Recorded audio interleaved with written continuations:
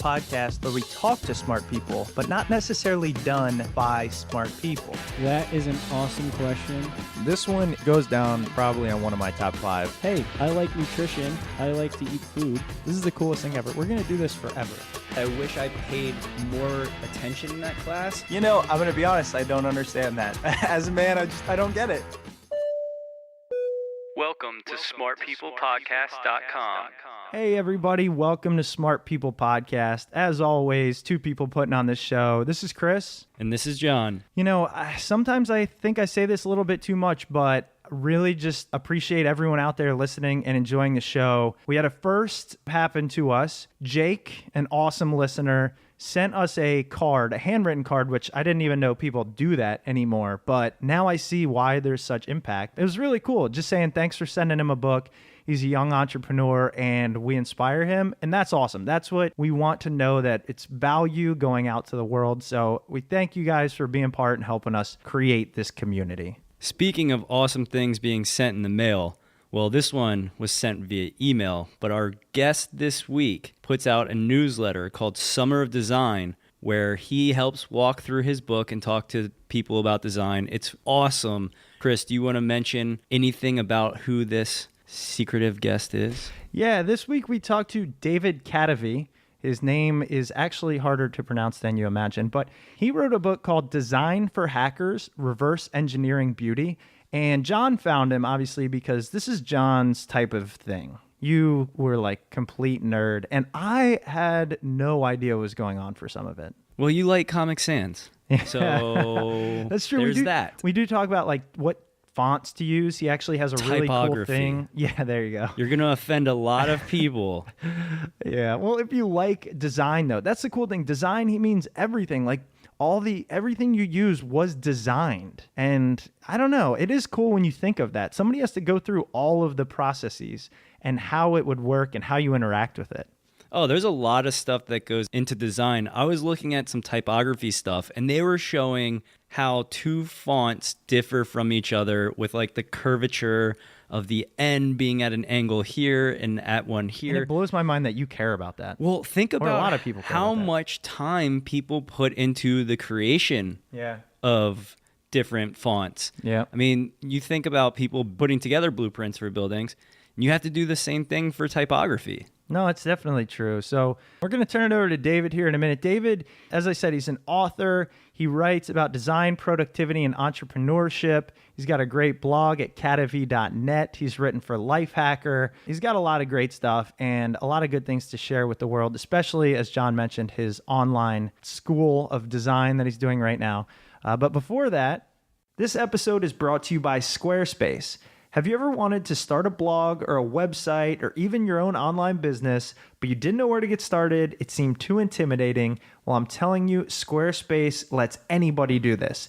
It's an all-in-one platform that makes it super easy to create awesome professional websites without any hassle. Try it out for free and get 10% off your purchase by going to squarespace.com and type in the promo code SMART6. Everyone should have a personal website, and Squarespace makes web design a breeze. Everything is drag and drop, so you don't have to worry about coding. Squarespace takes care of hosting, SEO, and even makes sure your site automatically looks great on any device. Squarespace recently added e-commerce to their platform, so if you want to set up shop and sell things, you can do so in just a few minutes. If you happen to get stuck, Squarespace has an amazing 24/7 support team. We can't all be as tech savvy as John over here, but I'm telling you, even someone like me can do this. For as little as $8 a month, you can own your piece of the web. Head over to squarespace.com, support the show by using the promo code SMART6. So make sure you head over to Kadavy.net. Check out some of the free stuff that he has over there to offer you. He has all kinds of cool things related to design and typography. So check that out and enjoy this week's episode with David Kadavy. Get ready to nerd out.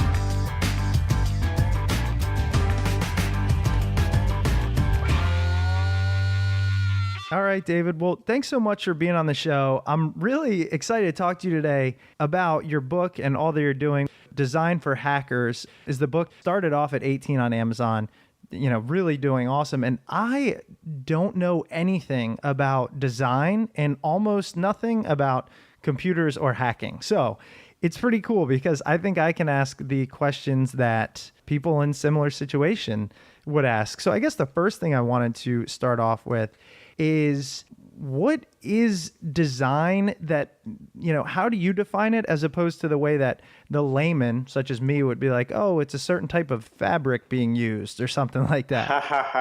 Yeah, actually, I think you might have pulled an actual Steve Jobs quote, the one about he's talking about design is not a veneer. It's not the fabric on the curtains or on the sofa or something. It's sort of a series. It comes from a series of layers of different factors that come together to shape any sort of artifact. And that's like the product's needs, the goals that are in mind, the materials that are used, the cultural context. All these things come together really to create good design. And so that's the point of view that I try to approach design through, and that's the point of view that I try to expose, the framework that I try to expose in Design for Hackers. And when you talk about hackers, what does that mean? Because I always think of hackers as the people, like, I don't know, bad guys getting into my computer and sitting stupid viruses that shut it down and make porn pop up and stuff like that. So, like, yeah, sure. I mean, that's like kind of the popular media perception, and the name Design for Hackers actually came from a particular community, the Hacker News community, through which I even managed to get the book deal. In that community, it's kind of described as somebody who's an entrepreneur that figures things out and does whatever it is they need to do to accomplish their goals. Now, a lot of times that is going to involve learning how to program and doing a lot of technology things. But it can be abstracted as more widely as kind of a behavioral point of view that boredom and drudgery are evil, and if you want to accomplish something, that go ahead and figure it out yourself. So in doing this book and the different things you do, when you're speaking towards design, does it encapsulate everything from products such as Steve Jobs and the Mac and all that iPod stuff, and internet design, web design, all that stuff? Is it the whole spectrum? It is a pretty wide spectrum in the book. I use examples such as Impressionist painting or Renaissance sculpture, or ancient Roman architecture, or the Parthenon or the Mona Lisa, and I explain design principles that are present in all of these sort of timeless pieces of design, and abstract those principles and then try to explain how those principles are still present using today's technology. And so in that context, it does involve a bit of web design and mobile design, but it is also pretty abstract and can be used to understand all sorts of design. I do want to focus on, for most of the show, the web design portion, as most of our lives are spent looking at some electronic, whether it be a pad or a pod or a Mac or whatever. And so that's very important. But I also know you kind of talk about in your book something like why Target has red shopping carts or things like that. And I was hoping you could delve into that, because what that makes me concerned about is I become paranoid that, marketers are using this subliminal design to make me want things and do things and act a certain way. So I'm hoping you can help me out with that. There's always somebody trying to persuade you in different ways, and design is one of the ways that you can be persuaded. Now, it can be a really powerful tool in that you can use design to express the values of your product or your company or whatever artifact you're creating, and kind of communicate to people whether that is really for them. Now, the Target shopping carts being red and using red in Target is just talking a lot about some of the psychology of the color red. Some of that stuff might be passed down from thousands of our ancestors and their experiences with the color red. So there are some pretty well-researched physiological responses to the color red that it might be helpful to be aware of. I don't think that it's going to make you go spend your entire paycheck at Target, though they seem to be very effective at getting people to do that anyway. That's true. I guess that kind of leads into color theory. And as a non-design person, I don't know much about it, but we do work on our own blog. I want to start my own website of sorts. And so I do kind of want to learn about color theory and how to use colors properly in the context of design. With most of my advice is, while I do abstract things a lot and try to break things down so you can understand it, when it comes to any of the actionable stuff that I talk about, I'm definitely a big advocate of simplifying things. if you're just starting out, it behooves you to be simple with your color choices. You can start with a white background is usually pretty effective, and picking one kind of main accent color and maybe using some grays is good. But then there's also a number of different color schemes that you can use that are arranged around the color wheel, such as the split complementary. I mean, you can Google something like that and find out more about it. But it's definitely helpful to have some sort of a dominant color, but also to be aware of some color conventions, such as that red is often used for things like errors and such, and green kind of has that a go cultural context. And historically, links have been some shade of blue a lot of the times. So it's helpful to be aware of those things, but also when you're choosing your overall color scheme, keep it really simple. You've got plenty of other decisions to worry about, so make those decisions as simple as possible. I was talking to Chris beforehand, and we were mentioning everybody hates Comic Sans. It's the joke of the internet, all that kind of stuff. I don't hate it. I know John literally hates it, but I think it could work. No, if I walk into a restaurant or a store and they have any signage in Comic Sans, you're walking out, right? I can't take this. I'm out of here. I'm gone.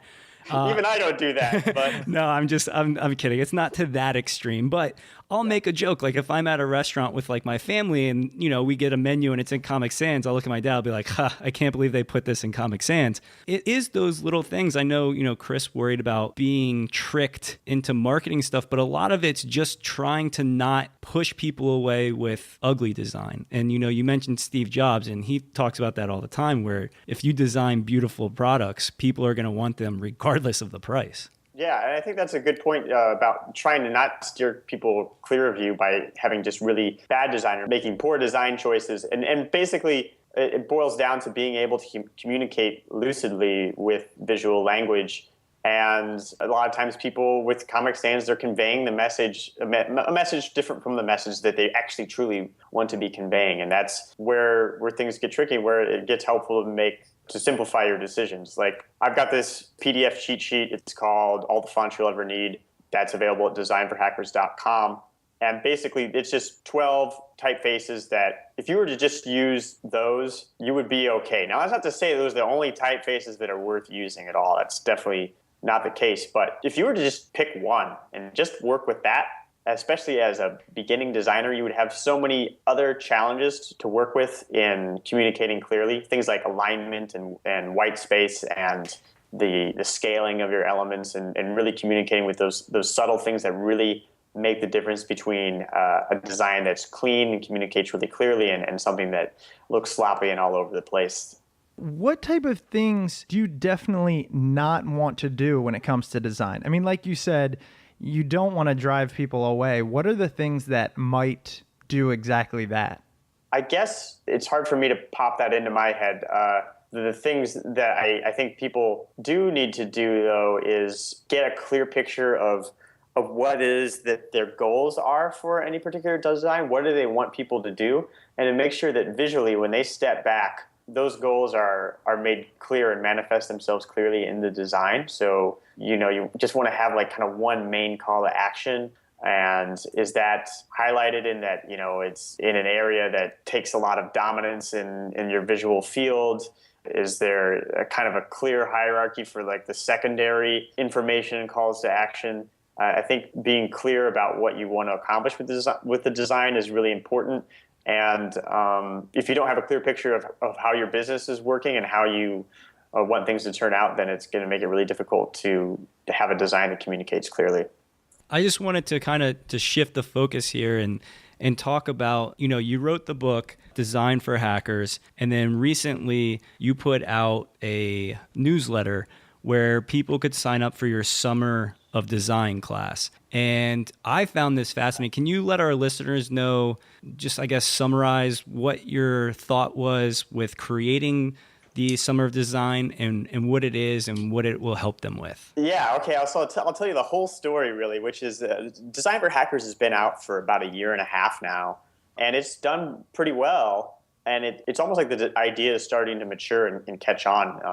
It did great to start off with, but then there's been a lot of just organic as it sits there, people picking it up and it getting coverage in some major places. And I was doing this workout program. I don't know if you've ever heard of it. It's called Insanity. Oh, yeah. And it's totally crazy. There's basically this guy yells at you, and you watch these videos.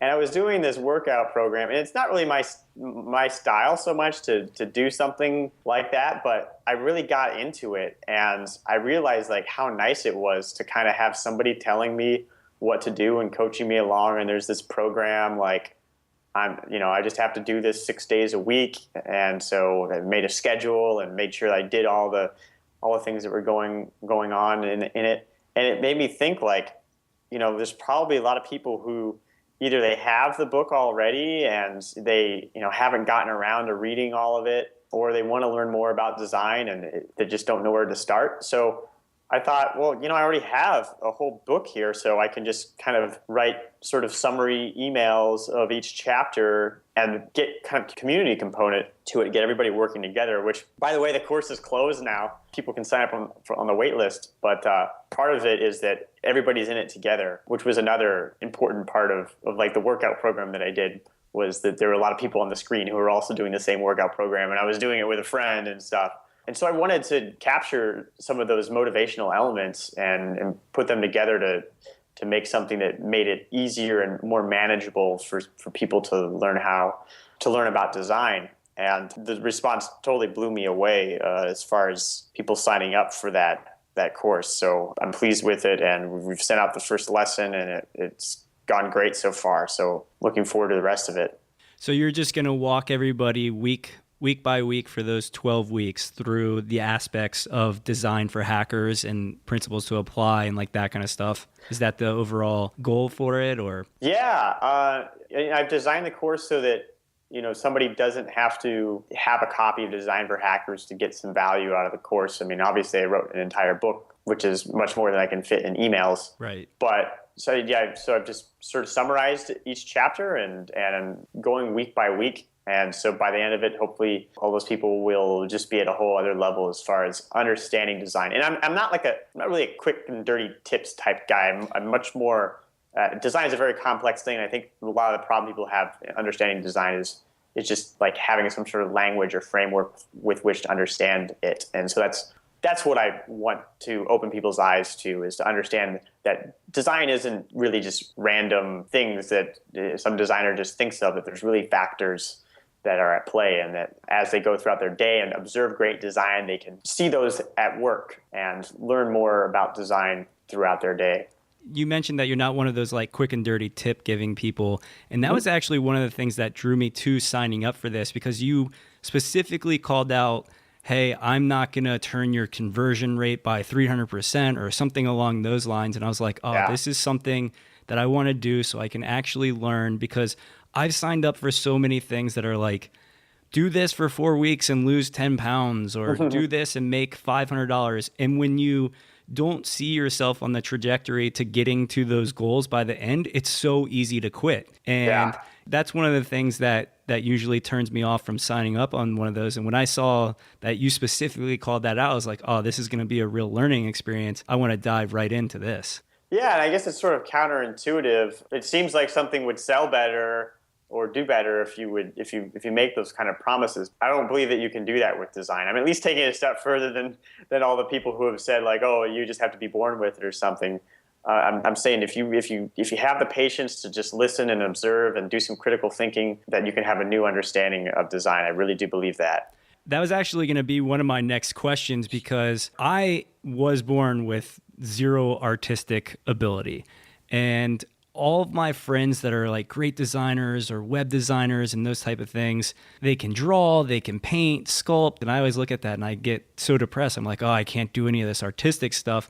How am I going to do this? So it's nice to hear that you're taking this from the thought of anybody can do this if they just have the patience, the willingness to learn, and those types of things. And you truly believe that even without an artistic ability, people can pick this stuff up? Yeah, I do believe that. I'm honestly, I'm not sure what to base it off of. If anybody could do it. But there's been great stories. I got an email the other day from a guy who was saying, that he's actually colorblind and had read Design for Hackers and built this theme on top of Bootstrap, and has made like $3,500 in passive revenue, like selling this theme. I checked out his theme. It was really attractive. I wish I had the name of it handy with me, but so, there's people who are learning this stuff, even if they're colorblind, That's awesome. I do want to get into typography just for a little bit. I know Chris will make fun of me for this because he thinks it's, nerdy and that kind of stuff. It's not even nerdy. I never had in my life have paid attention to what font certain things are in. I don't get it. I don't understand. Wow. Yeah. I just wanted to jump in, and for our listeners, if they're creating something or, trying to put something together like last minute, or even say you're trying to put together something last minute, I mean, probably not what you're going to do, but just for this example, and you have to choose a font that's going to be simple, clean, and will look good. What are like 2 or 3 of those fonts that you personally would use? Well, I'll think of 3 kind of different personalities of typefaces. And it kind of depends upon the medium. Let's say that it's on screen, and there's special considerations there because screens are made up of pixels. It's different from paper, and fonts have been designed specifically for screen. If I want something that has a little bit more of a classy feel to it, Georgia is a serif typeface that's great. It's hard to beat for screen. And something that has kind of a rational shape to it, something very stale, of course, is Helvetica, and that has just kind of like a clean informational look to it. I think Arial's also fine for screen. If you're printing out, I would say Helvetica would be really good. And then see here, I'm thinking of something like a little bit more friendly or humanist looking. Lucida Grand is all right for those. That's a sans serif. And those would be 3 that you could go with that would be pretty solid. Those are all on all the fonts you'll ever need PDF as well. I feel like, again, coming from the space where, I can't help but to go back. John was helping me make a pamphlet type thing for this company that I work for because he can do some good design stuff. And so I said, hey, let's try this. And he was like, you don't want to do that. I said, why? I feel like it looks good. And he went into how you can't use this font here and what it'll do.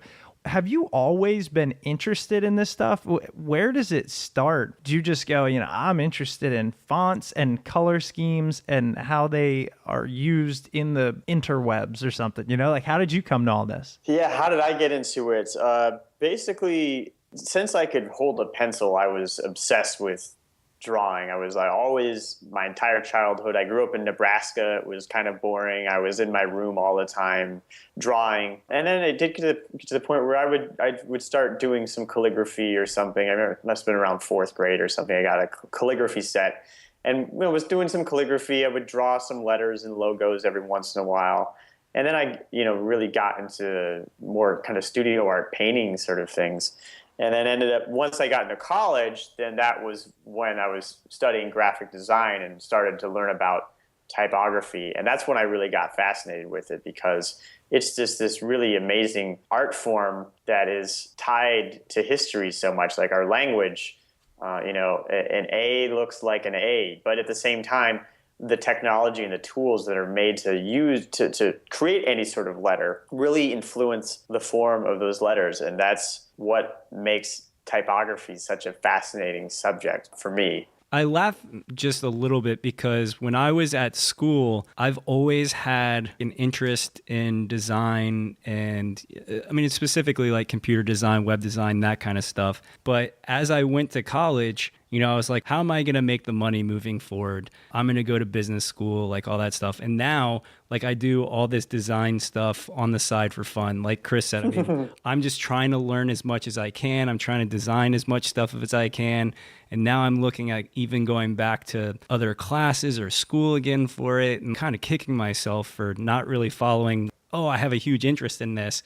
So it always fascinates me when people do go the art route and then stick with it for a long time, because I know there's a lot of pressures from parents or outside forces where they're saying, hey, you want to make money when you grow up.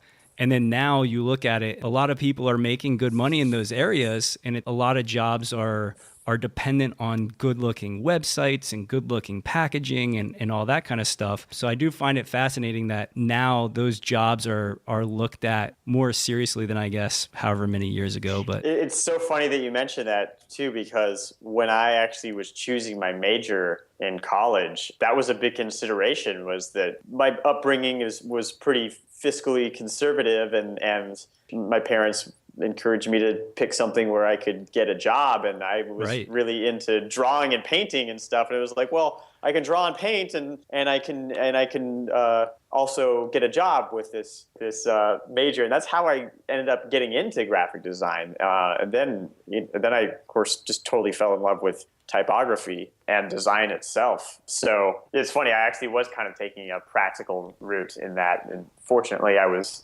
supported in at least doing that. I do want to ask you some design-focused questions here. I mean, who are your inspirations for design? Who do you really look up to? And then as a huge Apple fan, I do have to ask you your thoughts on Johnny Ive as well. I learned a lot of graphic design history in college, and the graphic design history is just rich with really fascinating characters. One of my favorites is, and this has got to be the main person that I look up to, I guess, was Jan Schichold. It's spelled Tsch. It's a complicated name to spell.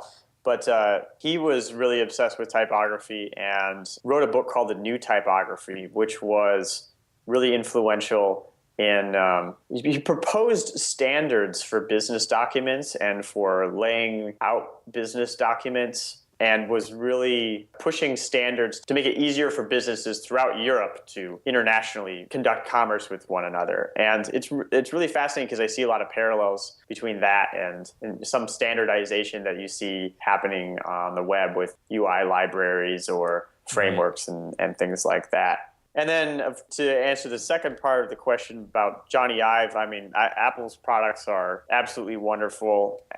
They're wonderfully designed, and they're, I think, an almost perfect expression of technology and culture and material, and the forms that come through all of that just seem like such sublime and perfect solutions. But it's to the point where I actually am trying to cut down on the amount that I talk about Apple, because they've become such like the default. It becomes such an easy thing to point to as great design that it's almost lost its meaning in a way, because they're just so good. Really, the last, I guess, blemish they have is the skewmorphism or skewomorphism. Oh, yeah. Where Steve Jobs like really wanted to have the leather from his airplane as like the leather on the calendar, and the different stitching from chairs that he had throughout iOS and OS X and that kind of stuff. And I find that that's funny that people are focusing on that now and kind of looking at Johnny Ive to be like, all right, we're going to see where he takes this company now for iOS. And I could sit here and talk to you about it for hours, but yeah, a lot of people take a lot of offense to the skeuomorphism that they had in a lot of their UIs, and I can see both sides of the coin on that. I'm not a complete flat design advocate, but I definitely see the advantages there. But I think it's kind of funny to say, buttons shouldn't look like buttons. If you think about a photograph as a skeuomorph of the objects that are in the photograph, kind of. So, right. Who decides what these design standards are? Is it just really the vote of the people? Because I'm sure that if you put a certain number of people in the room, you're going to have the same thing where it's 50% of the people are going to like it, 50% of the people are going to hate it. I mean, I think things like Bootstrap, the guys who were formerly, I guess, at Twitter, they built that, and a lot of the aesthetics that come out of, say, something like that, a lot of it is, what can we do with CSS3 and make the production of these graphics really scalable and Gotcha. Dynamic, and what sort of tools can we use to not have to go into Photoshop every time we make a button and things like that. Those things can influence form a lot, and I think that's a little bit of what's behind the flat design thing, I think, actually, is that if you're not having a lot of fancy stuff all over your graphics, it does make it production faster. But then that makes it so that you just have to have all the more sensitivity to typography and white space and the alignment of things and the subtle spacing of things to communicate what you're trying to say. And I know I keep bringing this back to, I guess, phone OSs and stuff, but it's one of the things that I pay attention to. But that always reminds me of Windows Phone and their flat design, but it's kind of boring. And then now that Apple's moving to a flat design and trying to see what they do to see how they can make it stand out. Yeah, I think that the Windows Phone interface, they just like took the flat design to an extreme, and I think ultimately we'll be at some sort of happy medium, Right? where like, yeah, okay, maybe your notebook shouldn't look like a notebook, but also to have buttons not look like buttons completely might be taking the philosophy too far. So it'll be interesting. We'll see. I think that whenever there's any sort of trends visually in design, there's usually an opposite reaction, right? Like, Yeah. There's punk rock as a reaction to things like Billy Joel or glam rock or whatever. It was just like, let's just get some guitars and bang on them and play a few chords and yell and stuff. So not to say that that's all punk rock is, but there's always reactions to prevailing movements. So, and then some sort of a correction or a compromise in between. Well, I'd like to think that design and rock are on the same levels, especially an interest in my mind. But, there's going to be people that laugh at us about that. But, oh, well, what can you do? David, again, thank you so much for being on the show. I don't want to take up too much of your time here. And your book, Design for Hackers, Reverse Engineering Beauty, is fantastic. You've got Summer of Design out there where you're sending out a weekly newsletter now. And like you said, I guess people can sign up to be waitlisted. Yeah, basically be waitlisted. I'm getting a ton of emails from people saying like, "Hey, can I put you on?" And I'm at the point where if somebody writes me one of those emails, I can't respond to all of them. There's too many of them. But I do hope to it won't necessarily be next summer that they have to wait, but I do hope to have the same sort of course available at some time in the future. And if they do sign up on my list at designforhackers.com, there is content that I have that's exclusive to that list that they'll be receiving anyway. Oh, nice. So designforhackers.com, is there anywhere else on the web that our listeners can find you and find out more about you? Yeah, I'm at Twitter. My Twitter is at Kadavy, Kadavy. And I'm very active there. And then I also have a blog at kadavy.net, which I write a post every month or a couple months there. I try to keep it really quality. Awesome. Well, thanks so much for being on the show, and best of luck with Summer of Design. Great. Thank you so much for having me. That was David Kadavy's interview about design and his Summer of Design course. Hope you guys enjoyed it. Please make sure you head over to the website, smartpeoplepodcast.com. We've got a bunch of ways that you can support the show over there. We have a donate button. You can buy us a drink. Also, don't forget that you can click on the Amazon banner at the top of the page. Really, I would just go set up your website and use Squarespace. That's really the best thing to do for everybody. Why don't you have a website yet? Get that up and running. Welcome to the new millennium. But thanks for joining smartpeoplepodcast.com. Keeping this coming at you every week. Have a good one.